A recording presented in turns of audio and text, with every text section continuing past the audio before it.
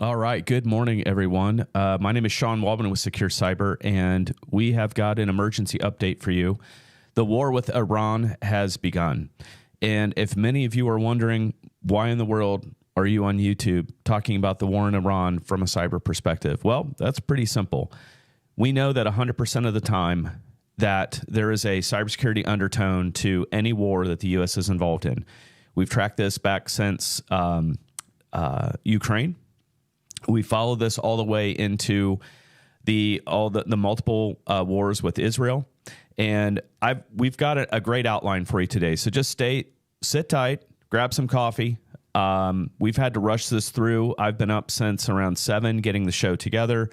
I'm looking at around 13 points that I want to talk about. So I want you to sit and get educated, but I want you to be prepared. This is an educational session.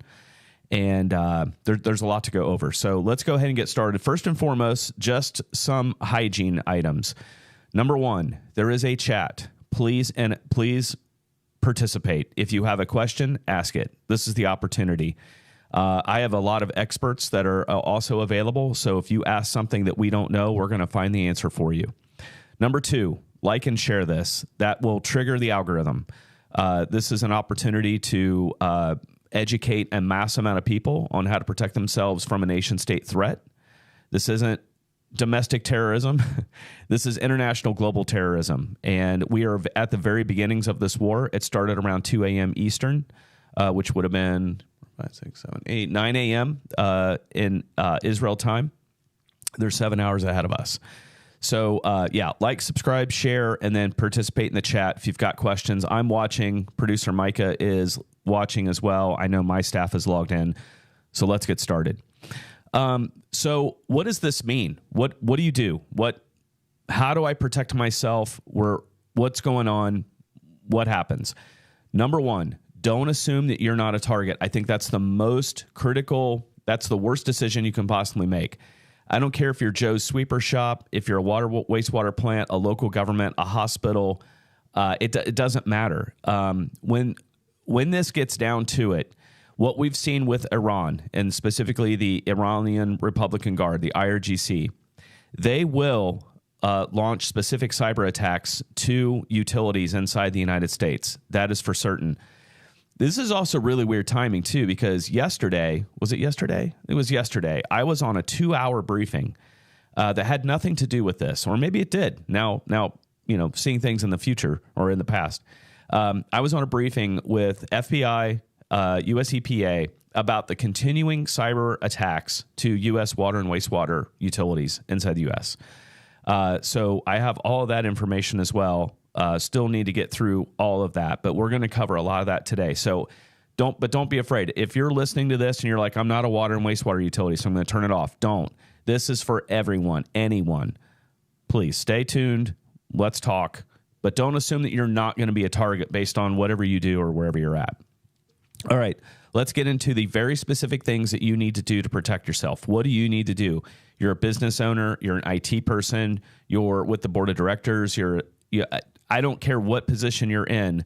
You can, number one, this is going to be recorded, so this will be memorialized. And we've got, I'm going to shoot a long form right after this and record it so that there's plenty of documentation out there on how to actually protect yourself. All right, so let's go through the exact steps. This is what we would do. This is what we do. We protect many of our clients from these things automatically, but if you're not, it doesn't matter if you're our client, if you're somebody else's client, it doesn't matter. It's just general information. Number one, or number two, tighten your perimeter and internet exposed assets. So anytime you're in an emergency situation and you need to take action quickly, one of the very first things that you do from a prioritization perspective is prioritize what is exposed directly to the internet. What is directly exposed to the internet? Your firewall, number one, is sitting directly on the internet. It is the target. So that is the number one thing. Servers. Maybe you've got exposed servers or applications. Maybe you're in the financial industry or you're a local government and you've got all these things exposed. Or a lot of us subscribe to software as a service. A lot of us use other people's stuff that's exposed to the internet. And we can talk about that whole thing separately, like how do you manage your third parties. But tighten your perimeter. So the first thing I'm going to want you to do is go to the manufacturer's websites. So a lot of times we talk about at SecureCyber, and when I'm out talking publicly, there are a lot of products for you to choose from. And a lot of times I talk about making sure that you have a next generation firewall. This is where this comes into the discussion. So if you're Fortinet, Palo Alto, Checkpoint, Cisco ASA, those are all products that we consider next generation firewalls. So there are, you go to those manufacturers' websites, and I want you to search for the hardening guide. That's the first thing I want you to do. I want you to, if you're watching this and you're like, Sean, I was just in my firewall yesterday, it's fine. That doesn't count. I want you to pull the hardening guide, and I want you to go through your firewall right now or right after this, and I want you to make sure that everything is covered. We use one of the things that we do very heavily is use the power of trusted hosts and making sure that firewalls or assets that are exposed to the internet are not viewable or scannable. And almost all the firewall manufacturers have that ability. So I want you to look for the hardening guide, and I want you to patch your device now. If it's got open patches or unresolved patches, or you need to patch that thing, you need to do that today, right now. It's an emergency patch. If you've got a change control cycle or you've got a change management process, I want you to escalate emergency procedures, and I want you to patch your firewall now. That's one of the best things you can do. So now we're going to get down into the endpoint. So, but that would also cover, by the way, before I move on, that would also cover servers. So if you've got servers exposed, Microsoft servers, Linux servers, Unix servers, any server that's exposed, or any, maybe you have like a WAF, a web application firewall, any of those devices that are sitting in as intermediaries or sitting right on the internet have got to be patched. They've got to be hardened, and you've got to take a look at those systems. So the next thing we're going to take a look at is your endpoints. So before I get to endpoints real quick, if you've never heard of the CIS controls, the Center for Internet Security, they have something called the top 18 controls. We love those controls. We love them because they're easy to read. If you're watching today and you're like, Sean, I don't even have a program. Like this is all new to me. This is all very overwhelming to me. I feel very anxious about this. How do I get started? I want you to just take a deep breath, and I want you to think about a couple things. Number one, the Center for Internet Security makes the top 18 controls, and they're broken down into 3 groups, information groups, IG1, IG2, and IG3. What I want you to do today is, if this is all new to you and you don't have anything, I want you to pull the CIS controls. They're available for free. And I want you to just focus on information group 1. It's basic hygiene, super basic hygiene. Focus on that. But in control 1 and control 2 are know your hardware and know your software. If you don't know your hardware and you don't know what you have, the makes, models, whether they're end of life, what firmware version they're on, and you don't know what software you have deployed, you are at a severe disadvantage. But even though we're at the start of the emergency, there is opportunity for you to take control of the situation right now. So look at the CIS controls, go through information group 1, check those perimeter devices, firewalls, and servers, and just take things one step at a time, but do it methodically. I'm not asking you to look at your entire organization right now, all your policies and procedures. That's not what we're doing. We are prioritizing things. We are saying, look at internet-facing devices, take care of those. Pull the critical controls if you don't have them, the CIS controls. Look at control 1 and control 2. Focus on information group 1 and do the super basic hygiene stuff. So at the endpoint, what do? Whatever endpoint solution you have, you need to make sure that it's deployed to 100% of your devices. We very, very often see that where somebody has deployed an endpoint solution to 99% of the devices. And when an intrusion happens, it gets in through that device that doesn't have the asset, that doesn't have the endpoint solution. So number one, make sure that your endpoint solution is deployed 100%. Go back and look and make sure you've got every device. What generally happens where it goes wrong is you can read it to me when I'm done with this one. Micah said there's a comment. So what generally happens is you go through equipment replacements. You've bought new devices, devices come off the network, devices come on the network, and you unfortunately maybe don't have something like a GPO that can automatically push, as soon as a device is joined to the domain, push that endpoint solution down into that product. So make sure it's 100% deployed, and make sure whatever you have is tuned, set up correctly. This is another opportunity where you go to the manufacturer's website, you pull the hardening guide, and you harden your endpoint solution as well. This isn't an opportunity to bash the endpoint solutions. At this point, during an emergency, I really don't care what you have. Whatever you have chosen needs to work 100% and be hardened. End of show.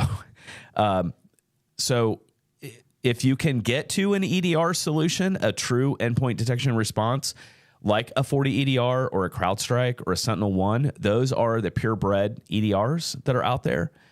But this is no time for that. So whatever you have deployed right now, whatever you have is what we have to work with, and that's what we want to deal with. If you use a managed service provider, so you may say to me, Sean, Micah, why don't you go to that question real quick?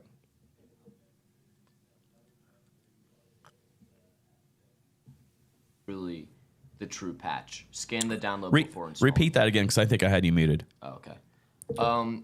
Double check where you are getting the FW patch. Is truly the true patch. Scan the download before installing it. Yeah. Good to see you, Alabama Cajun. It's been a while. Yes, you are 100% right. Make sure that wherever you're getting this information, that it is from the actual manufacturer, that you're logged into the support portal for your manufacturer, and you are pulling the correct firewall update. That is a very good point. Thank you for bringing that up.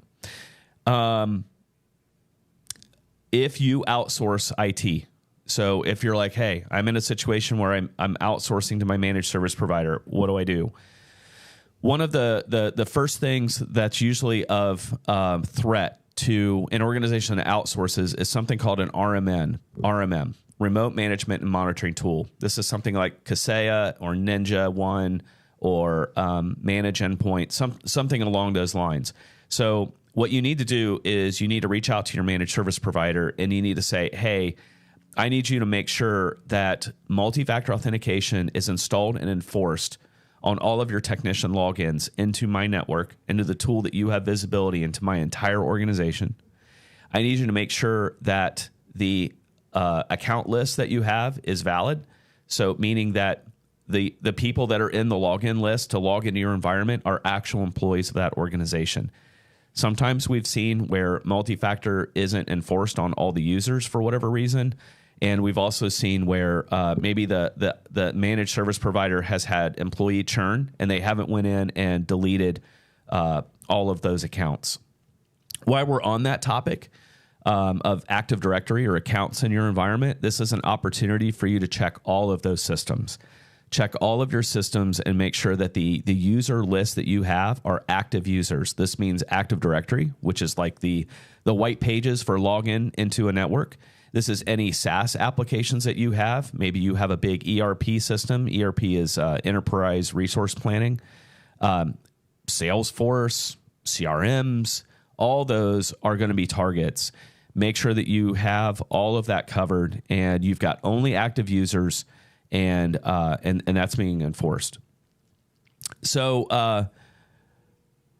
while we're on the topic, I kind of skipped over a little bit for firewalls.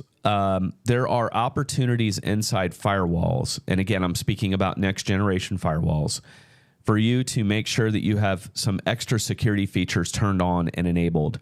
For example, one of a couple of the common security features that we generally don't see enabled inside customer environments for whatever reason is newly registered domains and newly observed domains. These are super helpful filters that usually take place inside your web filtering to have enabled. That means that if an attacker just pops an IP address or a domain and makes it available, that there's an opportunity for the firewall to go, wait, that was just created like within a day or two, and I'm not going to let that traffic go through. So that's a great opportunity. Also on your firewalls, this is a great opportunity to use the geo blocking filter. This is a great opportunity to start to block. Again, cybersecurity is a layered approach. Notice I'm not coming at you with just one specific solution. This is a multi-level approach that involves checking endpoints, hardening devices, enabling security controls on firewalls. But this is a great opportunity for you to look at those additional security features that are maybe not enabled, that may help alert you to the fact that something might be going on in your network, or somebody's trying to access a resource that you don't want them to access, because it could come in the form of a phishing email or something. The geo filter, sometimes we've seen in some firewall manufacturers, I don't know why, but they make you pay for it. I know specifically just because we're a Fortinet organization. I know with Fortinet, that comes with the solution. So, block IP addresses from Iran, Russia, China, and North Korea, the big four, right? Go ahead and block those IP addresses. And you may be like, well, that's silly, Sean, because these guys certainly, when they attack, they come from IP addresses inside the U.S. Not always. We have seen many times. We actually investigated an attack on a water and wastewater utility here in Southwest Ohio, and they straight up used their Russian IP address. Straight up. Didn't even try and hide it. So that's not always what's going to happen.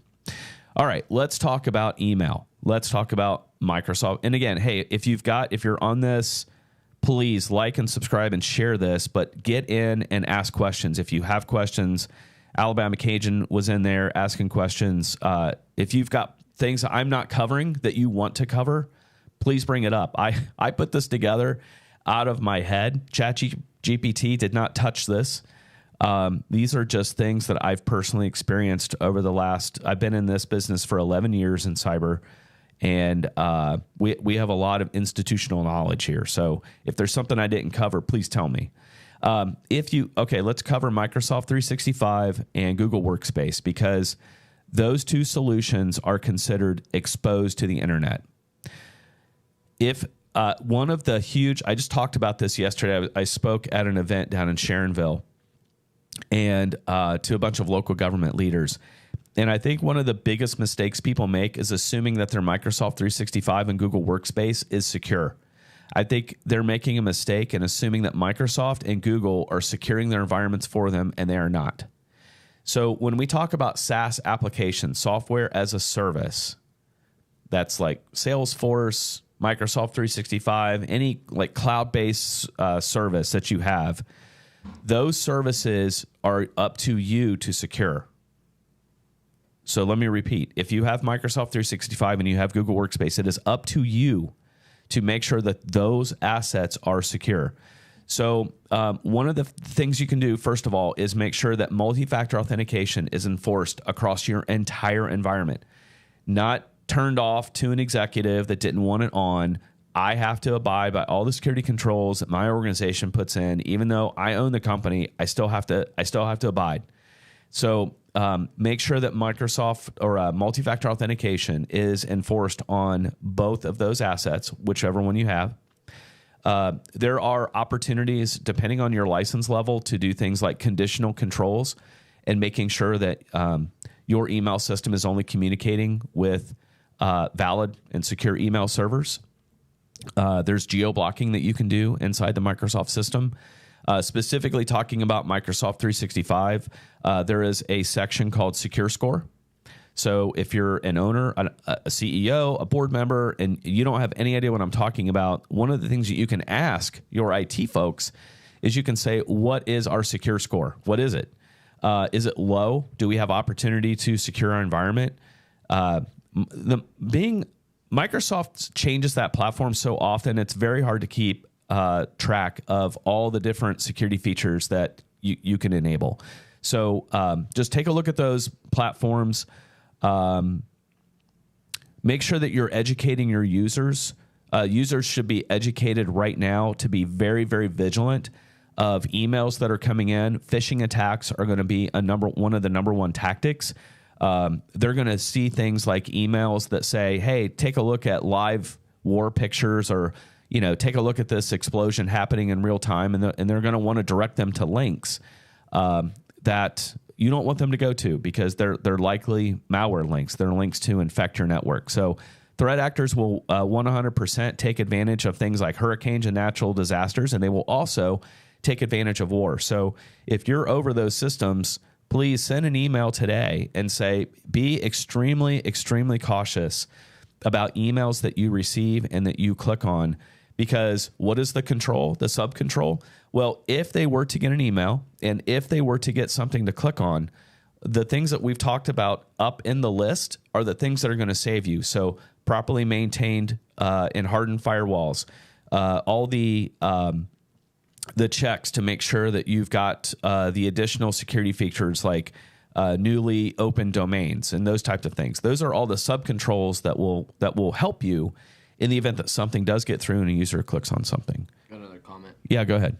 Alabama Cation said, I have tracked packets from Russia and some were routing through the Netherlands. What do you recommend for detecting these server hops? Well, it's a really good question. One of the things that you could do, Alabama Cajun, it's kind of a pain in the butt, because that's where your geo controls come in. And one of the things that you can do, first of all, is just block all traffic except for the United States. If you don't have business in any other country, you could just do and limit everything to the United States. I've known people that's done that. The problem with that and some of the downstream effects of that are things like content delivery networks, CDNs. What is a CDN? Well, go to CNN.com or go to any like large major website, especially media, and all those banners and advertisements and things that you see throughout the application, those are pulling from CDNs. So those aren't necessarily pulling from the CNN website. Some of the content may be hosted in other countries. They could have content delivery servers in the Netherlands or Sweden or Switzerland or anywhere in the world. So you just have to be prepared to, when I tell my people, and I've talked about being in a DEFCON 1 scenario, the lights are red behind me and there's some cool graphic above my head. And, we're in an emergency scenario. And when we get into an emergency scenario, what are the additional hardening controls that we can go into, which is what we're discussing today? What are the things that we can invoke to protect ourselves even more while we're in a vulnerable state? So you just have to be prepared for some of the downstream effects that may happen from hardening your network in a wartime scenario. That was a very good question. All right, let's talk about insurance real quick. For those of you that have insurance policies and insurance policies that cover cybersecurity, I am disappointed to inform you that likely the war clause has already been declared. So there is a possibility that if your network would be attacked by Iran or by the IRGC, that the insurance company may 100% deny your claim because of all the wartime clauses that they've put into the exclusions. So now is an opportunity for you to take a look at your insurance policy and look at the exclusions. And I need you to look and see if that wartime clause has been added, because that could be disappointing in the instance that something does happen to your network. So just be aware of that from an insurance perspective. All right, let's talk about some things. And the number one thing I want to talk about, and I have a very good friend that uses the term, don't get beat by the basics. Remember when I talked about IG1 and the CIS controls, IG1, that is hygiene. That is, making sure that you've showered, you have deodorant on, and you don't stink. We don't want a stinky network. We don't want a network that's not been taken care of, that's got holes in its pants. So this is an opportunity for you to don't get beat by the basics and to look at your continuous operations plans or your COOP plans. If you've ever heard the word COOP, C-O-O-P, COOP is an opportunity for you to make sure that in the event that your network does go down, that you can continue to operate and you have plans to do that. So make sure in the water wastewater world, you know what that means? If you're in the water wastewater industry and you're watching this, that means manual control. That means, do you know how to take your plant on the manual operations if your computer network is completely obliterated and not available. So look at COOP plans, look at disaster recovery plans. Take this time to look at your policies and procedures and what you plan to do in the event that there's an interruption to your network.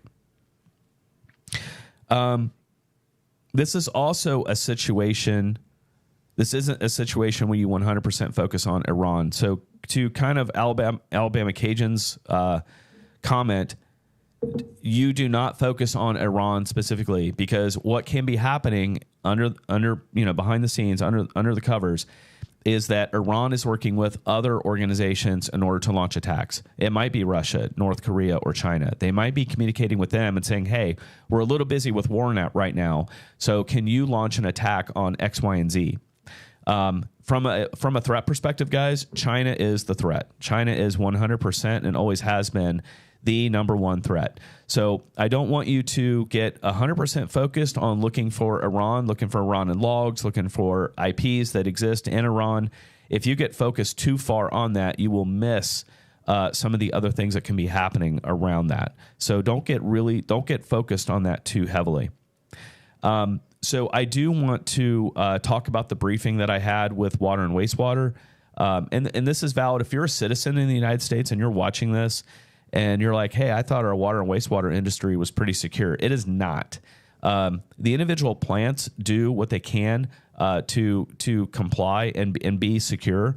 However, our controls that we have in place in the United States to secure water and wastewater from a cyber perspective are very weak, meaning that there's just not a lot of teeth. There's not a lot of heavy standards out there that they can meet. It's best effort. It's, will you please secure your water and wastewater environment?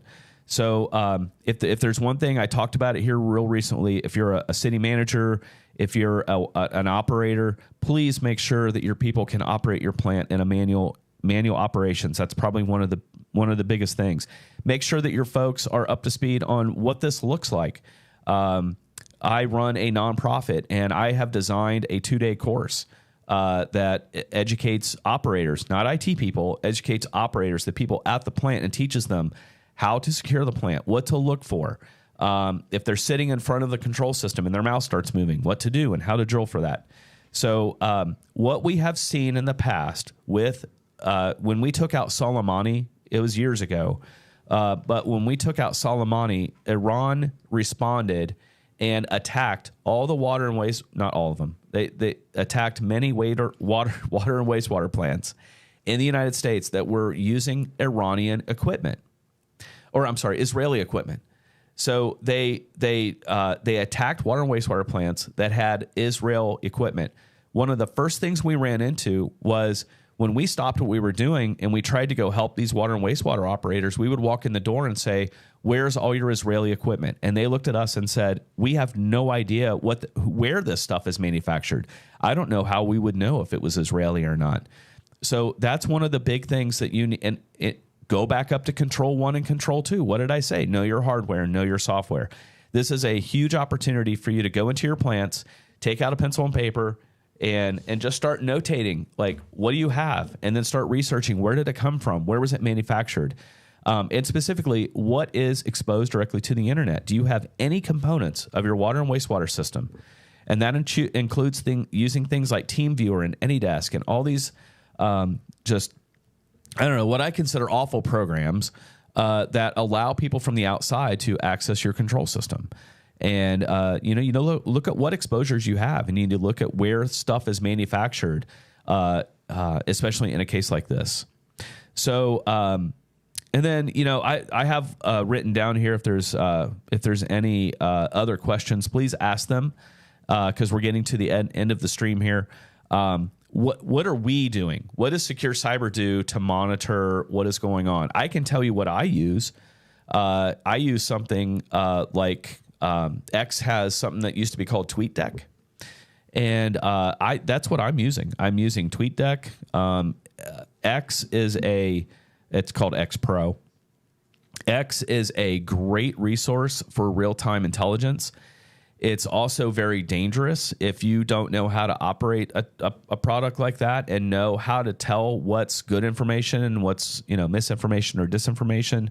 You've got to be super careful. It's just like some of this Facebook crap that we see with We've had a local high visibility crime here in our area, and you look at some of the stuff with Nancy Guthrie over in Arizona, and there is all kinds of garbage that shows up, but with people just wanting clicks for their pages. And you've got to be really, really careful about making sure that you've got curated sources that you trust. And even, I was at an event once with Jennifer Griffin with Fox News. She's their DoD representative, and she's been on the news a lot this morning. And she even brought up the fact that they've had to be really careful just from a media perspective. Even their trusted sources, they've got to trust and verify. Excuse me. Been talking for 32 minutes continuously. They've got to vet those sources. So be very careful. There's some beta products that popped up on the internet about, claiming that they're tools to monitor the Iranian war. You just have to be really, really careful about the data that you're getting. I just usually at the end of the day, I'm gonna hug really closely to a lot of these reporters that are embedded in Israel right now, because those are the ones that have the really good information. They're trained very heavily as far as like not jumping on, the news and spreading something that's not been verified. That's probably where, some of your best information is going to come is from the reporters that are embedded in the country where war is occurring. So those are the ones that I would probably reach out to and subscribe to on X. And there are a number of other products, guys, but the X Pro is probably my go-to. Things like Flight Radar 24, looking at aircraft locations, and those types of things. There are some, you could subscribe to the Israeli Air Force. You could subscribe to. There's a lot of like OSINT, open source intelligence sources on X that are fairly good. One of them is OSINT Defender. I've had really good success with OSINT Defender. If they make a mistake, they're pretty quick to probably, they are pretty quick to identify that they made an error and they retract it or something. So everybody's going to make a mistake, especially in a wartime scenario when everything is real time. I've got some other sources. I travel a lot into Israel, and I've spent the last 4 years of my life. Sounds like I'm dying soon, but I'm not. I've spent the last 4 years. Just was weird the way I worded that. I spent the last 4 years in Israel, going to Israel, and really investigating how they protect their critical infrastructure environment. So when I'm talking water, wastewater, and power, this is firsthand knowledge. I've walked into these plants. I've talked to the people. I've seen their networks with my own eyes, and I've been learning how they do that. I've been learning a lot of the technology that they have, and looking at newer technology that's evolving. So anything that I comment on from an Israeli perspective, specifically involving critical infrastructure, just know comes from firsthand knowledge that I go there and I've met the people and I've been in the plants and I know how they do it. So that's where a lot of that experience comes from. So if there's no other questions, I would love to answer any questions that you have. I'm at the end of my content. Did I cover everything? Was there something I didn't cover? We will, as soon as we get done with this, we will record the long form, and as soon as I recover, and we'll start getting shorts and things like that out. I am also going to do a webinar. I'm going to do a webinar later today. It probably be this evening to give everyone an opportunity to learn in a little bit more detail on some of the topics that I went over, things to look at, securing themselves. Just please keep in mind, we will go live if we have to. If there's more information, if we start seeing actual attacks and we get detections of that, we will go live. Drive here to the studio. Mike and I both, are within 8 or 9 minutes of the studio, and get live to you for all those updates. If you want to monitor some of my stuff in real time, I will be on X with @CyberWaldman is my handle on X. If you also would like to watch me on LinkedIn, I also do a lot of content on LinkedIn. We do publish a lot of stuff there as well. So between X @CyberWaldman and LinkedIn, Sean Waldman, that is where you will find me. And so stay safe, stay vigilant, and hey, let's be careful out there. Thank you.